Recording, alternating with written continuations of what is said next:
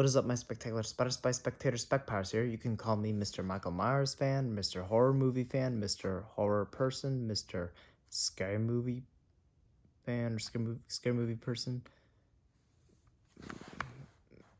Mr. Boogeyman fan, Mr. Boogeyman person, because it is time for me to do a YouTube video on a review of the double feature of Halloween, do a double feature DVD of Halloween 2 and Halloween 3 Season of the Witch. That is right, everybody. The 1981 sequel to John Carpenter's Halloween right here, and the 1982 anthology sequel, Halloween 3 Season of the Witch, in one double pack DVD. And so we're going to start with Halloween 2. There's the nice cover of the art of the Halloween 2, Michael Myers mask. There's Jamie Lee Curtis as Laurie Strode right there through the eye hole. There's the nice logo, the Roman numerals 2 in the back. There's the nice jack-o'-lantern skeleton pumpkin right there. There's like Jamie Lee Curtis, Donald Pleasance, Charles Cyphers, who just passed away a few months ago at the time of this recording. Rest in peace, Charles Cyphers. You're always going to be Sheriff Lee Brackett to me. And there's, this might be 2 parts, by the way. And here's Halloween 3 Season of the Witch logo right there. There's the witch person, I think. I mean, you never see this character, right? But like, so for an advertisement. And there's someone wearing a witch, skeleton, and a jack-o'-lantern mask trick-or-treating. Really nice. The red symbolizing danger. And here's the side. Whoa.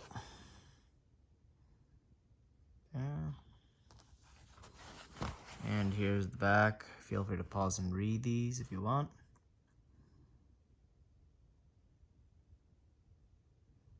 There we go. And there's a nice background picture. There's Laurie Strode in the hospital, in her hospital gown. There's Michael Myers walking and stalking in the hallways. Very scary. I remember when I first saw a copy of the DVD at Best Buy many years ago when I was little, and I was looking at these DVD covers. I was looking at the back of the DVD cover for Halloween 2, and I saw this picture, and it scared me. Like, oh my gosh, Michael Myers is stalking in the hospital. And there's the background, the back of this for Halloween 3. There's a picture of Tom Atkins in the skeleton costume from Silver Shamrock. There's Tom Atkins, and I forget the name of the lady, but she's the female lead. There's the main antagonist, the owner of the Silver Shamrock Company, the businessman. And there are 3 trick-or-treaters. One's a witch, one's a skeleton, and one's a jack-o'-lantern. They're waiting for candy. And yeah, rated R. Both of them rated R. Again, released in 1981 and released in 1982. So there we go. So let's start with Halloween 2. So again, it's a direct sequel to John Carpenter's Halloween from 1978. It picks up right after the events of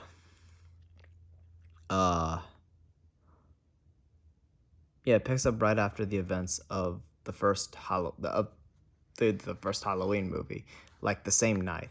Right after, spoiler alert, Michael Myers gets shot and supposedly killed by Dr. Loomis, but then he checks on his body, and it turns out that he came back to life and he escaped because his body disappeared suddenly.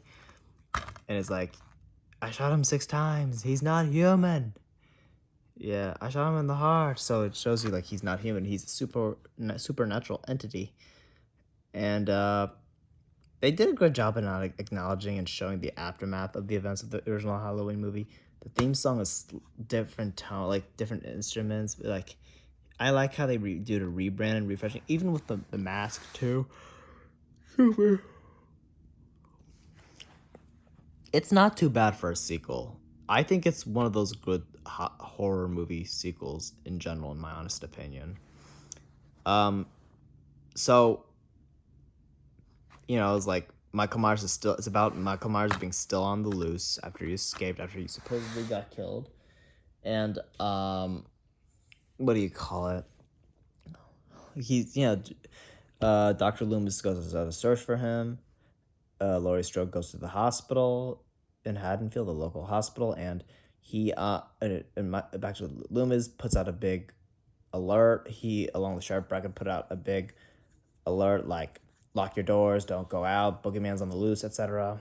And Michael Myers kills more people in Haddonfield, including people at the hospital that Laurie Strode stays at after he discovers where she is. And you discover in the sequel, spoiler alert, that the reason that Michael Myers has been stalking and trying to kill Laurie Strode is because she's his younger sister. And yeah, crazy stuff. So it's like a big plot twist. He killed the older sister, and now he's trying to kill the other one. And I would open the cover, but the disc, hang on. I was just watching it. Didn't finish it the other night. It's a few weeks ago. Let me show it to you right here. There it is. Orange plank silver disc. Orange disc. Halloween 2. Look at that. So beautiful. Isn't it beautiful? Look at that. Hang on. There we go.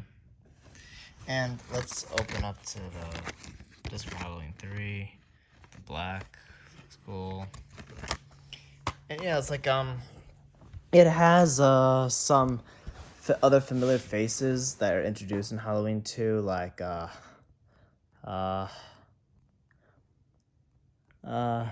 dude from Jaws, dude from Jaws and Jaws 2, dude from Jaws the Revenge, and Jeffrey Kramer, yeah, even though it was brief, and also has a Lance Guest, who played Mike Brody in Jaws the Revenge, which is a movie that I personally enjoy for entertainment. Like, the effects and story kind of is lame, but it's entertaining because it's set in the Bahamas in the 80s, and it's like the beach.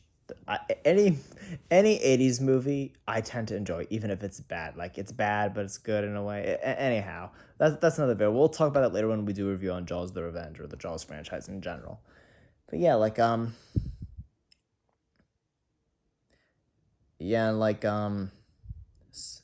it's I'd say it's scarier than the original one. In my opinion, it's scarier than the original one. The deaths are slightly more graphic and more terrifying, and they're more terrifying jump scares, in my honest opinion. Like, there's this one scene where, spoiler alert, the security guard, Mr. Garrett, whose actor also just passed away like last year or 2 years ago. Rest in peace to him too. By the way, he was a good guy from what I heard. He's searching this one floor of the hospital to check why the power went out, and then when he closes the door, Michael Myers shows up, and even after I know what's gonna be there after watching it for the first time, it never stops to scare me, especially with the jump scare noise, and Michael Myers kills him with the back of the hammer penetrating his brain. Like, oh man, Mr. Garrett, oh, it's really scary. And there's nice one scene where this one couple is watching the original Night of the Living Dead with Russ Streiner and Judith O'Dea and Dwayne Jones. There's like they're coming to get you, Barbara. And it's funny, I actually met Russ Streiner and Judith O'Dea years ago, and I remember I told them I watched Halloween 2, and I saw the part where they were watching the movie, and I was like, that has to be Night of the Living Dead. And I remembered, they're coming to get you, Barbara, is what I heard. And they were very nice people. Anyhow, that's another video. We'll talk about that later another time. But yeah, I really like how these movies are like still known to this day. And yeah, Halloween 2, and spoiler alert, at the end of the movie, Michael Myers gets killed in the fire that Dr. Loomis starts. And originally, Mr. Loomis was written to have died too at the end of the movie, as a way to finish the story of Michael Myers overall. So here's what happened. Originally, John Carpenter's vision for the Halloween franchise was that he wanted each movie to focus on a different story. So that's what explains that. That's why, like, in Halloween 3, Season of the Witch here, Michael Myers is not featured at all, physically at least. There's a reference to him, but we'll talk about that later, maybe in the next video. But he wanted each story to be its own, each movie to be its own own story set on Halloween, dealing with a different scary horror kind of plot device, whether it's about a boogeyman or a supernatural witch, etc. And so yeah, Michael Myers and Dr. Loomis were supposed to be done for. So I mean, so after the first movie, he was going to make the second movie about a completely different story. But enough fans and producers convinced him to make Michael Myers return and in the second movie alongside Dr. Loomis to make it a continuation of Michael Myers. So he decided, okay, after this movie, we're killing him off for good. And then after that, he decided to make Halloween from Halloween 3 onwards an anthology series. We're making it a different story each film afterwards. But after Halloween 2 came out, fans were used to thinking the Halloween franchise was all about Michael Myers. So Halloween 3, when it came out, people did not like it, and they were like, where's Michael Myers? Like, they were so pissed. I wasn't around when this happened, but I've heard stories about it. And at the time, so yeah, going into, yeah. So now we're going to start going to Halloween 3, and yeah, I guess we'll start from there. So yeah, rate, subscribe, even comment, and I'll talk to people later when we go into part 2 about talking about Halloween 3 Season of the Witch DVD. See you in a bit. Peace.